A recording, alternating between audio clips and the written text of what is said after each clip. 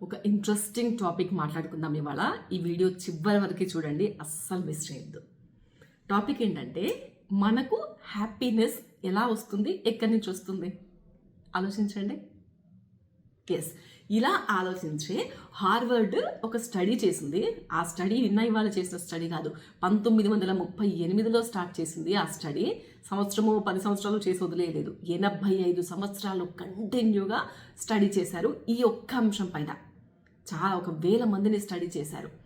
పెళ్ళి, ఉద్యోగం, అనారోగ్యం, ఫెయిల్యూర్స్, వృద్ధాప్యం, ఇలా అన్ని దశల్లో వాళ్ళను స్టడీ చేస్తే అప్పుడు వాళ్ళలో కొంతమంది ఏం చెప్పారంటే, కొంతమంది మాకు డబ్బు హ్యాపీనెస్ ఇస్తుంది అని చెప్పారు, కొంతమంది సక్సెస్ హ్యాపీనెస్ ఇస్తుంది అని చెప్పారు, కొంతమంది నేమ్, మంచి పేరు వస్తే హ్యాపీనెస్ వస్తుంది అని చెప్పారు.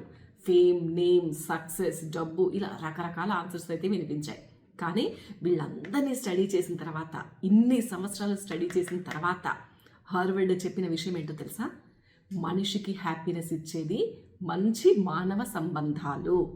ఎస్, గుడ్ రిలేషన్షిప్సే మనిషికి హ్యాపీనెస్ ఇస్తాయి, ఆరోగ్యాన్ని ఇస్తాయి, ఆనందాన్ని ఇస్తాయి అని ఈ స్టడీ తెలిసిందనమాట. ఇప్పుడు ఎక్కువ గుడ్ రిలేషన్షిప్స్ అన్నాం చెప్పేసి ఎక్కువ మందిని 100 మందిని మనం చుట్టూ పెట్టేసుకుని అందరితో మంచి రిలేషన్షిప్ మెయింటైన్ చేద్దామా, వీళ్ళందరూ నాతో ఉంటారా, అది కాదు. ఇద్దరైనా సరే మనకు కష్టం వస్తే వీళ్ళు నిలబడతారు అనగలిగే వాళ్ళని మనం సంపాదించుకోవడం.